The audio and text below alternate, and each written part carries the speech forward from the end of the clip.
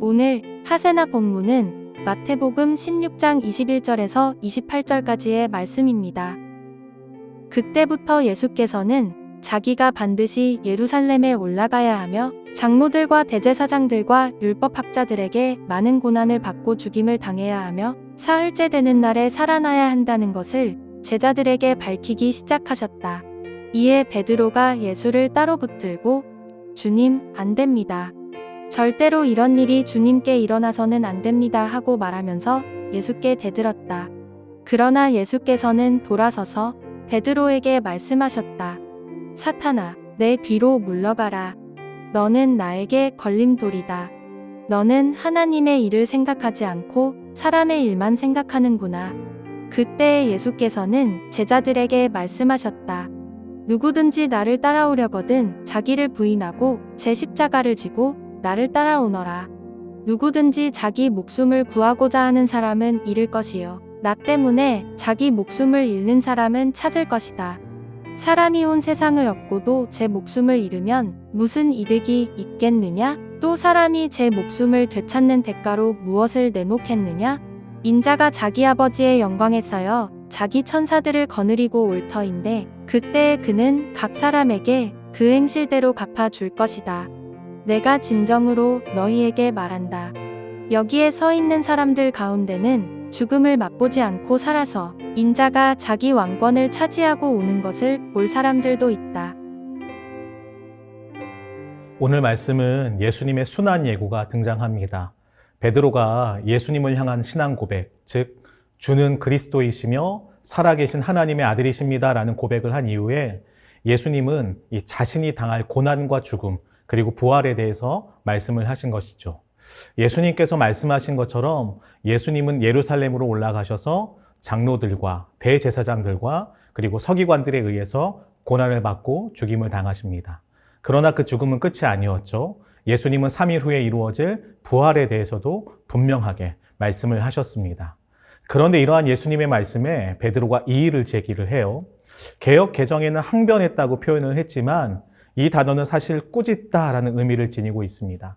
즉 베드로가 예수님의 말씀을 강하게 부정할 뿐만 아니라 예수님이 그렇게 행동해서는 안 된다고 강하게 예수님을 질타하고 있는 것입니다. 이러한 베드로를 향해서 예수님은 어떻게 반응을 하셨나요? 예수님은 베드로를 향해 사탄이라고 칭하시며 당신의 뒤로 물러가라고 말씀하셨습니다. 왜 예수님은 베드로를 향해서 사탄아 물러가라고 하실 정도로 강하게 말씀을 하셨을까요? 그 이유는 이 베드로가 하나님의 일을 생각하지 않고 사람의 일만을 생각했기 때문입니다. 분명 예수님은 하나님의 뜻에 순종해서 십자가를 지기 위해 이 땅에 오셨는데 베드로가 그 하나님의 뜻이 이루어지는 것을 방해하는 것이라고 여기셨기 때문이죠. 그래서 예수님은 이 제자들을 향해서 24절부터 이 제자도에 대해서 말씀을 하세요. 여러분, 제자도의 핵심은 무엇인가요? 참된 제자는 자기를 부인하고 자기 십자가를 지고 예수님을 따르는 사람들입니다.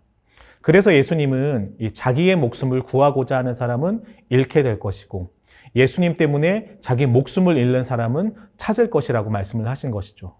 예수님은 이렇게 자기를 부인하고 자기 십자가를 지고 따르는 제자들은 이 주께서 다시 오시는 그날에 영원한 상급을 얻게 될 것이라고 말씀을 하십니다. 그리고 심지어 이 가운데 어떤 이는 죽기 전에 인자가 그 왕권을 가지고 오는 것을 볼 사람도 있을 것이다 라고 말씀을 하시죠. 이 마태복음은 이 땅에 왕으로 오신 예수님, 특별하게 이 구약에서 예언된 그 메시아로서 이 땅에 오신 예수님에 대해서 말씀하고 있습니다. 오늘 장면은 그 왕으로 오신 예수님께서 구약에서 예언된 약속을 어떻게 성취할 것인지에 대해서 너무나도 잘 보여주는 말씀이에요. 바로 예수님께서 십자가와 부활을 통해서 그 약속을 성취하실 것이라고 언급하셨기 때문입니다. 예수님 당시의 유대인들은 메시아가 오시면 이 정치적으로, 군사적으로 이스라엘을 구원할 것이라고 굳게 믿고 있었습니다. 그래서 메시아는 강력한 군사력과 정치력을 통해서 이 거대한 로마 제국을 물리치고 세상의 왕으로 등극해서 자신들을 구원할 것이라고 믿고 있었던 것이죠. 그런데 예수님은 지금 그러한 사람들의 통념을 깨뜨리셨습니다. 온 세상을 구원할 메시아가 아무런 힘과 능력도 없는 것처럼 심지어 가장 약해 보이고 이 수치스러운 십자가를 통해서 그 일을 이루겠다고 하신 말씀은 도저히 사람들의 입장에서는 받아들이기 어려운 말씀이었고 이해하기 어려운 말씀이었죠. 그래서 베드로도 이 순환을 예고하신 예수님의 말씀을 받아들이지 못했던 것입니다. 그럼에도 예수님은 이 사람들의 생각과는 다르게 묵묵히 자신의 길로 걸어가셨습니다. 많은 사람들이 환호하던 그 길이 아닐지라도, 많은 사람들이 인정해주는 그 방법이 아닐지라도 예수님은 하나님의 뜻과 방법대로 끝까지 그 십자가의 길을 걸어가신 것이죠.